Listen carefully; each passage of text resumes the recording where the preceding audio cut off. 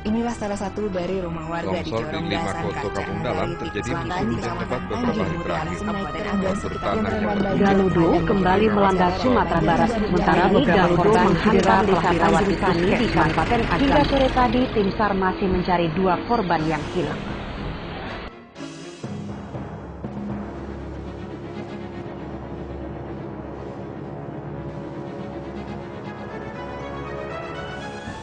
Lagi asik bermain, tiba-tiba terjadi goncangan. Awalnya goncangannya lambat. Berselang beberapa detik, goncangannya langsung keras. Orang-orang yang ada di lantai itu berhamburan keluar. Dan saya dan teman-teman saya juga berlarian keluar. Belum sampai ke depan pintu keluar, kira-kira jaraknya sekitar 10 meter. Itu gedungnya ambruk. Tapi rumahnya nanti bawa air. Ambonan di bawah air 5 meternya. Tapi dek lai baunya di air anak kabang awak telah sakwa timbul lah kiamai nanti jadi. Kesadaran masyarakat dan kepatuhan masyarakat itu masih terbatas. Ketika terjadi ancaman, sebetulnya kita sudah mengingatkan agar bergeser atau pindah dari lokasi yang rawan bencana. Tetapi masyarakat masih bertahan. Nah, itu adalah kendala. Yang kedua, ketika terjadi bencana itu sendiri, masyarakat itu juga kurang merespon apa yang kita perintahkan. Artinya mereka harus pindah, mereka harus bergeser, kemudian harus ada evakuasi bersama. Tetapi mereka masih berpikir bagaimana ternak, bagaimana rumah, bagaimana harta benda yang tertinggal.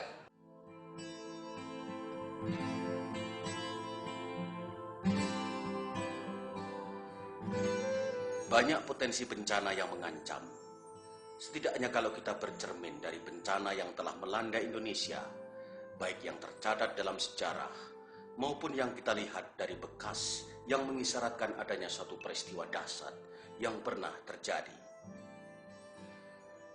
Tidak berlebihan apabila banyak pakar melontarkan pernyataan bahwa Indonesia adalah supermarketnya bencana.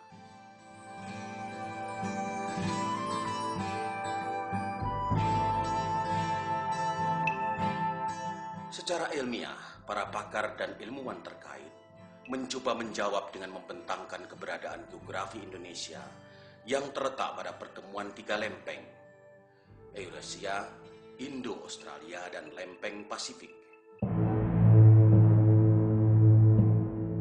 Konsekuensi dari ini menyebabkan Indonesia memiliki banyak gunung api yang sangat aktif, yang tersebar menyerupai sabuk api yang kemudian dikenal dengan istilah Ring of Fire. Setidaknya ada 129 gunung api aktif yang bertebaran di Indonesia. Itu artinya 13% dari gunung api di dunia berada di Nusantara. Tentunya beberapa terdapat di wilayah Sumatera Barat. Gunung-gunung tersebut menjadi suatu monumen yang sangat menakutkan. Sejarah telah mencatat serangkaian bencana yang terjadi tidak hanya bersumber dari darat, tetapi juga dari kedalaman laut. Hal ini menjadikan ranah Minangkabau seolah lekat dengan cekaman di tengah keindahan alamnya yang selalu memikat hati.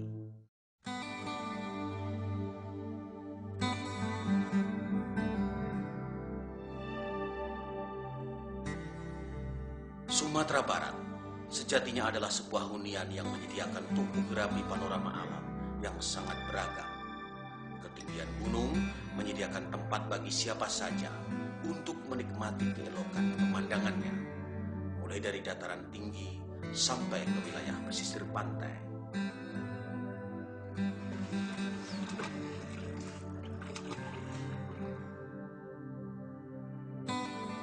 Ragam pesona Sumatera Barat yang begitu eksotis tidak putus menimbulkan decak kagum bagi para penghuni dan pengunjungnya.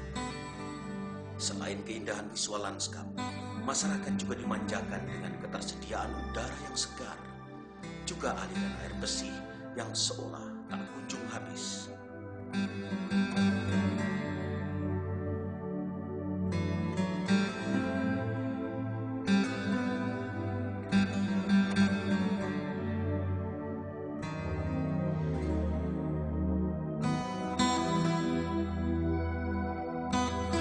Tanah vulkanik yang subur juga berdampak menjanjikan untuk ditanami beragam tanaman maupun pepohonan.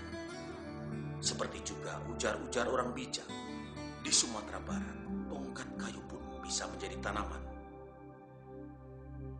Alam inilah yang kemudian memberikan survivalitas terhadap masyarakatnya sejak dari masa lampau hingga denyutnya di masa kini.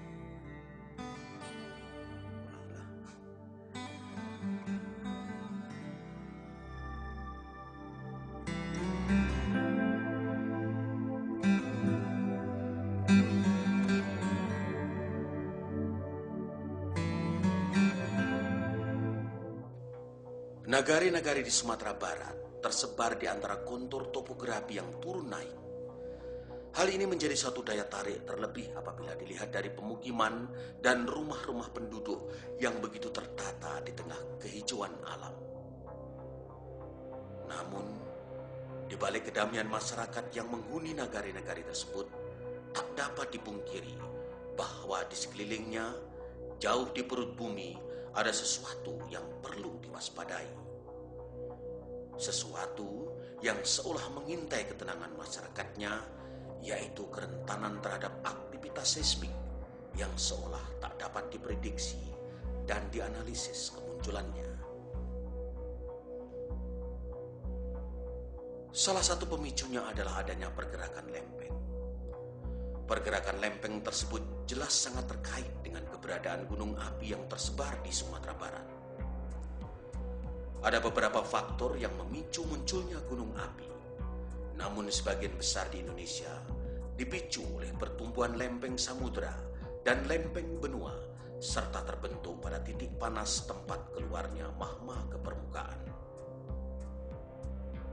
Daerah Hujaman, ya kan? Daerah pertemuan dua lempeng tadi, khususnya di daerah Subulsi, itu saking panasnya akan menimbulkan atau membentuk dapur magma, sehingga ciri khas di daerah pertemuan lempeng khususnya Subulsi adalah timbulnya gunung berapi. Nah, walaupun tidak terkait secara langsung, terkadang aktivitas seismik itu bisa mempengaruhi aktivitas gunung berapi. Contoh kasus di 2006 pada saat sebelum terjadi gempa Jogja, saat itu posisi Gunung Merapi sempat aktif, tapi dia menurun aktivitasnya. Tidak lama, Mei tanggal 26 itu terjadi gempa tektonik, sehingga Gunung Merapi yang tadi sudah mulai penuh aktivitas, maka dia akan kembali aktif. Sebagai gambaran ilustrasi adalah kalau pergerakan lempeng tektonik itu sebuah meja, kemudian kalau gunung berapi itu sebuah cangkir di atas meja. Kalau meja itu kita gerakan, walaupun secara tidak langsung, maka cangkir itu akan bergerak.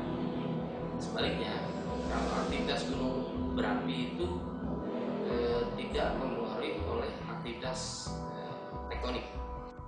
Tidak dapat dipungkiri, dengan penyebaran nagari-nagari di antara gunung-gunung yang terdapat di Sumatera Barat, secara tidak langsung memiliki tingkat ancaman yang tinggi, terutama dari aktivitas seismik gunung api. Setidaknya saat ini tercatat 4 gunung aktif yang bertebaran di ranah Minang.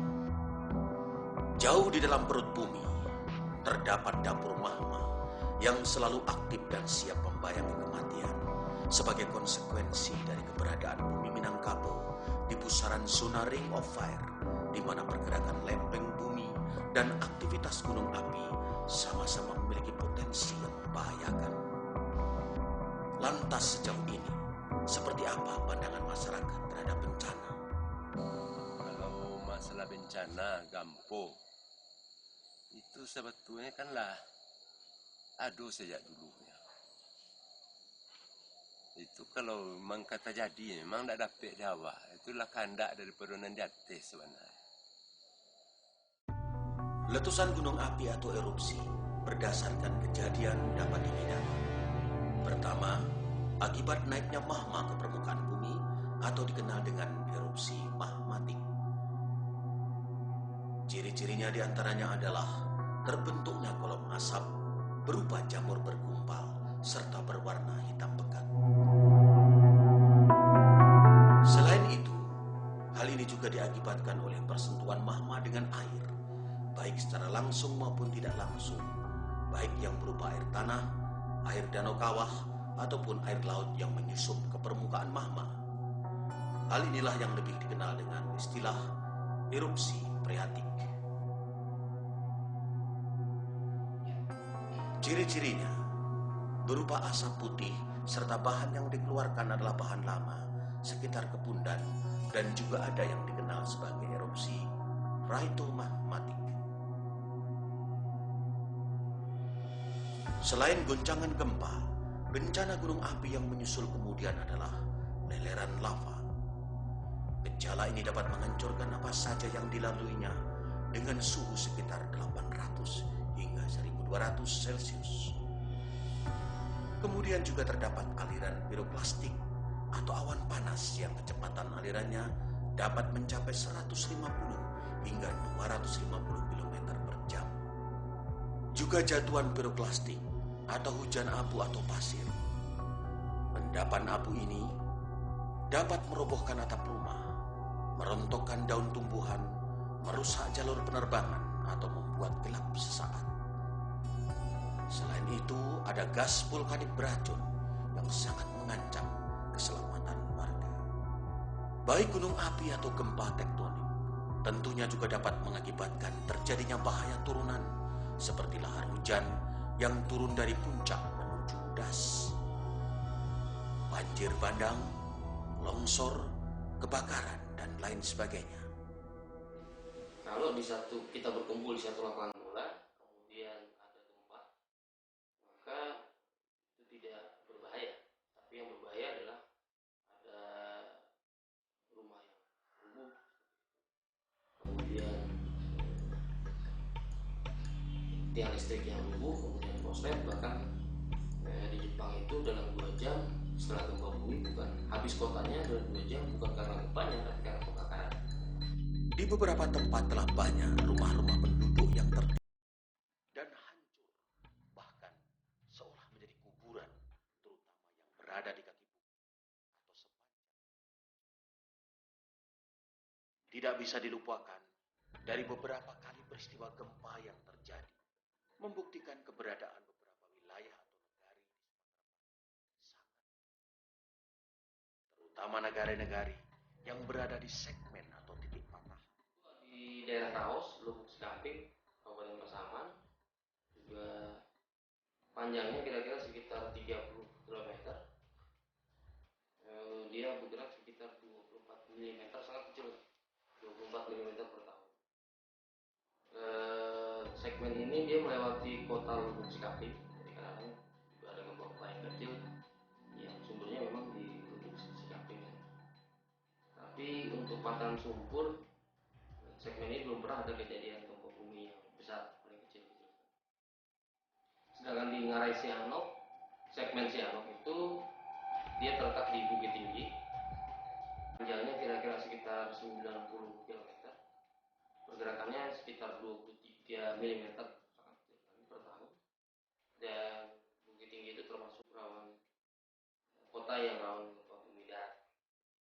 Sumbernya dari patahan segmen Sianok. Nah, pernah terjadi gempa besar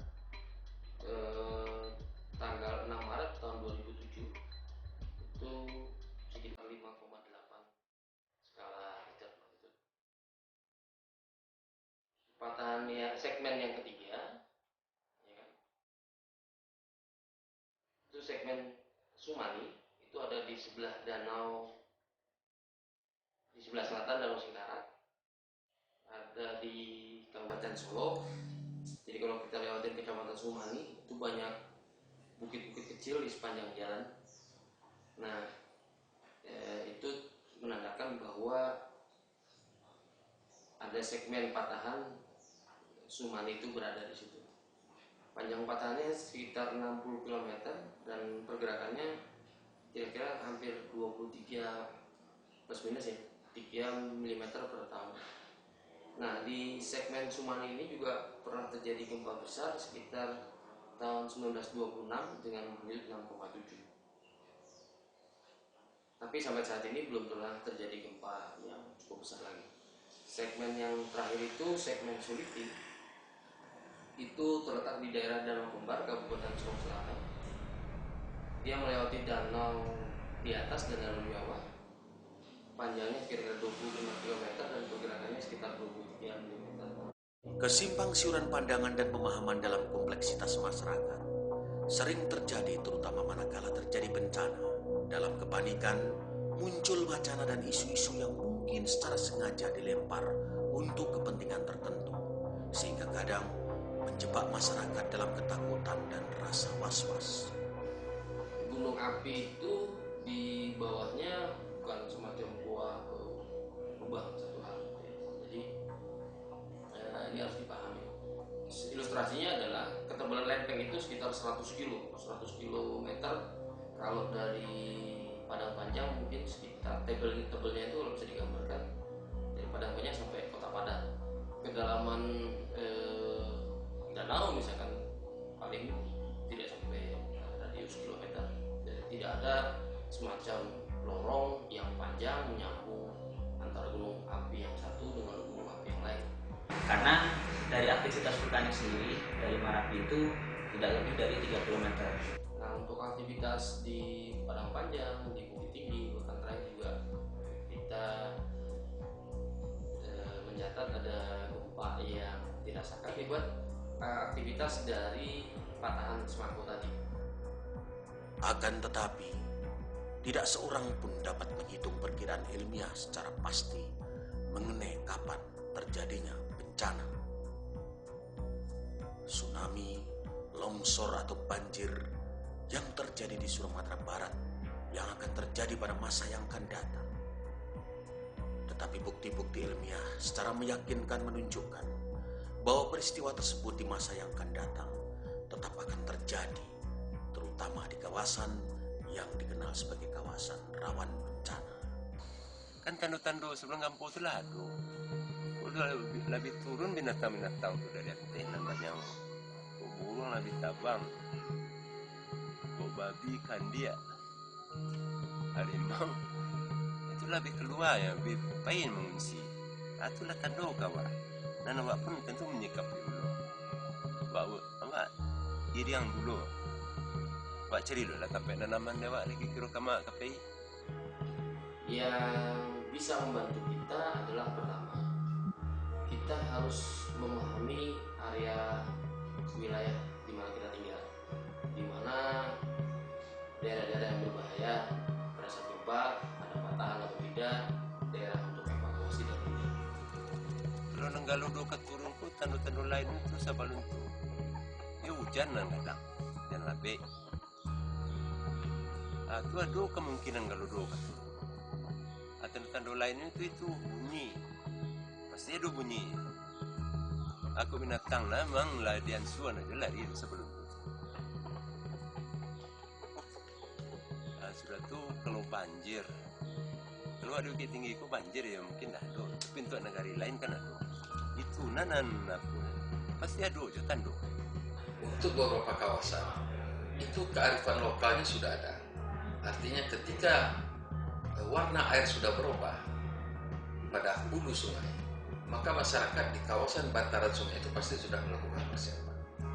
Nah, korban yang banyak yang kita temukan adalah masyarakat yang tidak tahu, tidak paham kondisi alam, kemudian tidak mengikuti anjuran pemerintah, maka tertulung dan terbawalah dengan erosinya atau banjir air bahnya dan sebagainya.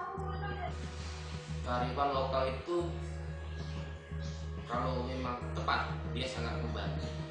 Masyarakat yang luas adalah prioritas dalam upaya mitigasi bencana sebagai upaya pencegahan dalam meminimalisir korban jiwa maupun kerugian harta benda. Sejauh mana upaya yang telah dilakukan pemerintah dalam mewujudkan perlindungan pada masyarakatnya, baik saat prabencana, saat tanggap darurat, maupun pemulihan pasca bencana. Sebelum terjadi gempa, pertama kita harus memahami lingkungan tinggal kita. Satu. Yang kedua, jangan meletakkan barang-barang yang berat di atas. Letakkan barang-barang yang berat itu di bawah. Karena apa? Kalau terjadi gempa dengan guncangan cukup besar, ini bisa membahayakan. Terutama juga membangun bangunan yang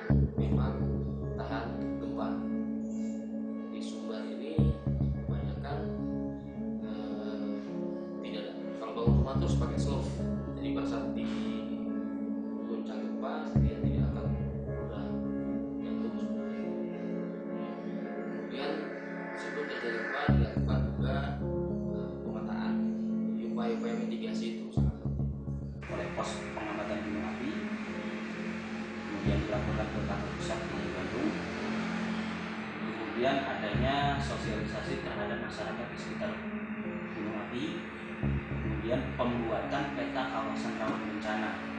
Jadi sebagai acuan jika terjadi erupsi atau untuk program mitigasi itu merupakan program rutin yang kita lakukan, terutama untuk menyiapkan masyarakat untuk siap menghadapi bencana. Salah satu upaya yang dilakukan adalah kegiatan simulasi, mitigasi, kemudian pendidikan masyarakat, penguatan kapasitas lembaga, termasuk juga penguatan dari lembaga-lembaga yang peduli terhadap penanggulangan bencana. Kita ada di sekolah dan ada di luar sekolah. Khususnya di sekolah itu sudah menjadi kurikulum dari satu mata pelajaran dalam hal berolahraga. Artinya ketika terjadi peringatan dini, maka anak-anak kita sudah terbiasa untuk melakukan kegiatan penyelamatan. Kemudian di luar sekolah itu kita lakukan juga untuk masyarakat yang banyak berada di kawasan-kawasan pelosok yang perlu mendapat pemahaman terhadap mitigasi bencana itu sendiri. Ya. Jadi simulasi merupakan kegiatan rutin yang kita lakukan, terutama untuk melakukan penyegaran kembali bagi masyarakat, penguatan kembali bagi masyarakat, dan pemahaman yang betul-betul hakiki terhadap upaya penyelamatan diri. Nah, kita lakukan ini bekerja sama dengan seluruh sektor, baik dengan TNI, dengan Polri, dengan LSM, NGO, termasuk juga unit-unit pemangku kepentingan yang berada di tingkat pemerintah maupun di kabupaten kota itu sendiri. Teraso dia awak salamuku nandi masyarakat awak sekolah kah? Alun ado le teraso dia. Cuma kalau mendengar di radio, ini boleh kecil cok. Tapi awak mendengar radio itu kan tak tiap hari. Orang kini tak sadar lo radio. Sudah tu kalau itu tu nanti dengar dia cek daerah. Itu memang ya lah maduan. Bukan tak maduan sama sekali, bukan. Macam di Padang misalnya kan. Itu daerah Periaman dan Parah. Memang lah terengah dia. Dia aduan di kantu-kantu lah. Dia diri apa-apa tu sadunya kan. Di sekolah-sekolah. Tapi kalau untuk masyarakat nan teman kami yang agak terjarak sedikit dari tempat-tempat pusat-pusat pemerintah tu tersedia. Ambo sampai kini belum tahu lah. Lalu apa yang dilakukan pada saat gempa? Yang pertama, jangan panik. Kalau Anda di dalam gedung, diusahakan cari tempat berlindung yang cukup aman. Kalau memang ada meja, untuk sementara bisa berlindung di bawah meja atau di tiang slope di bangunan itu berlindung di situ. Ini untuk menghindari jatuhnya bahan bangunan yang rubuh akibat gempa tadi. Jadi jangan langsung berlari keluar di dalam bangunan karena ini sangat berbahaya. Pada saat guncangan terjadi kita lari malah akan terjatuh dan melakukan sesuatu.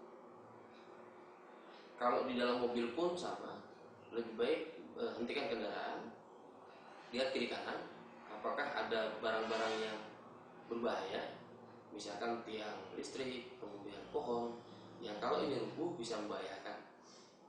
Itu kalau seandainya gempa itu hanya berlangsung kira-kira tidak sampai 1 menit, dia akan reda dulu. Nah, itulah kesempatan kita untuk menyelamatkan diri. Kalau di luar bangunan, di dalam bangunan lebih baik keluar bangunan secepatnya menuju tanah lapang, dan jangan lupa juga mematikan kompor karena itu sangat berpotensi menimbulkan bahaya kebakaran. Nah, berkumpul dan harus fokus hindari bangunan di sekitarnya. Ini upaya-upaya ini harus dilatih karena pada saat kita dalam kondisi panik, kalau tidak terbiasa, maka kita akan kebingungan sendiri. Kemudian ikuti perkembangan informasi dengan sumber-sumber yang dipercaya, karena sering terjadi gempa biasanya disusul oleh berita-berita yang tidak bisa dipercaya, bahkan menyesatkan. Ikuti arahan-arahan dari petugas yang berwenang. Ketika tanggap darurat, bagaimana penyelamatan, pemberian buffer stok dan logistik. Ketika sudah dimulai kegiatan pemulihan, maka dilakukan penghimpunan jumlah masyarakat, jumlah korban, kemudian kita data, kemudian kita lihat sumber-sumber potensi yang bisa membantu untuk penguatan masyarakat. Kemudian pada masa rehab rekor, itu adalah bantuan yang dilakukan pemerintah untuk memberi bantuan perumahan, sandang, pangan, kemudian penguatan mental masyarakat melalui trauma healing, itu dari perguruan tinggi, kemudian juga dari universitas, kemudian dari mahasiswa-mahasiswa kedokteran, dan itu diberikan secara merata terhadap korban-korban. Kemudian untuk pemberian bantuan perumahan itu ada dari BNPB, dari pemerintah provinsi, juga pemerintah kabupaten kota. Iya bantuan. Cuma nantara nggak ada Pak, untuk rencana Pak untuk daerah-daerah tertentu atau daerah-daerah lain. Aduh, aja terang ada Pak. Nan agak lupa mungkin, atau mungkin terlupuan.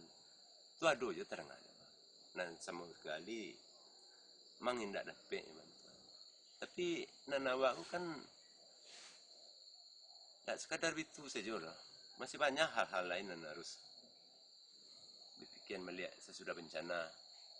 Ya kalau kini misalnya sementara lalu di surau misalnya termusola atau lalu di sekolah menumpang dulu. Tapi itu kan untuk sehari 2 hari.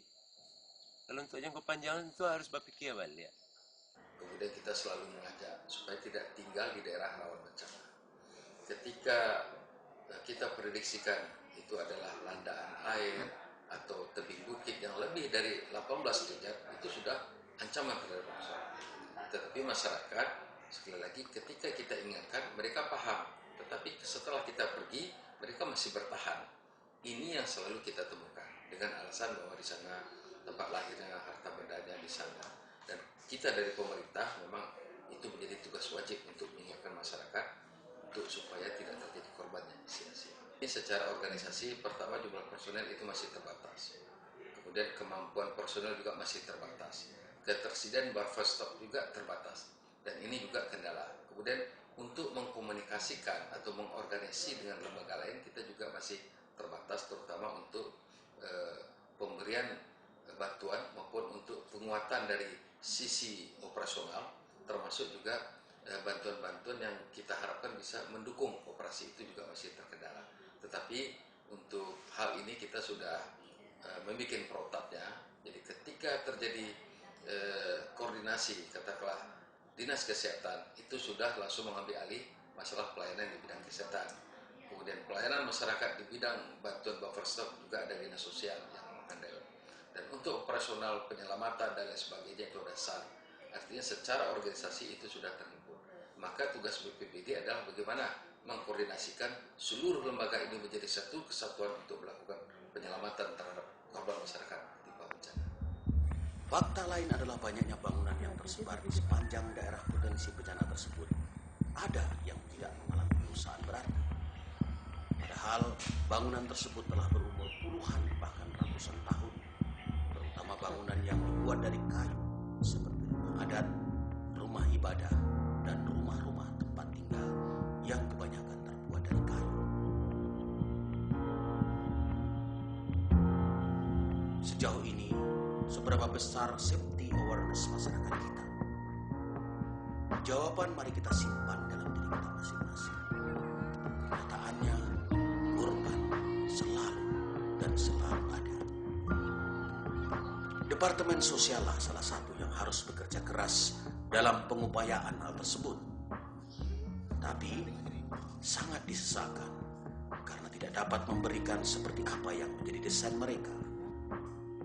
Hal itu dikarenakan prosedurlah yang tidak lengkap. Sekali lagi, prosedural. Mungkin inilah yang membuat pemerintah selalu gagap setiap kali menghadapi bencana. Pada akhirnya, kalaulah Indonesia supermarketnya bencana, tentulah Sumatera Barat layak dikatakan minimarketnya bencana.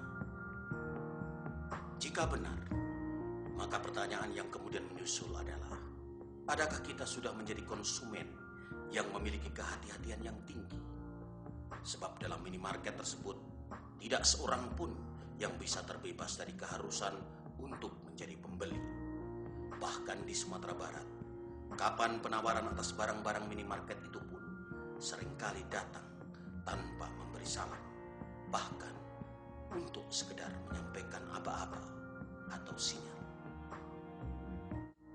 Yang jelas, bagi masyarakat Minangkabau yang begitu kuat ditopang oleh nilai-nilai religiusitas, bencana tidak sekedar dimaknai sebagai gejala alam. Dia bisa menjadi teguran, bisa menjadi peringatan, dan tentu saja setiap orang harus bermunajat agar bencana itu bukan bertanda sebagai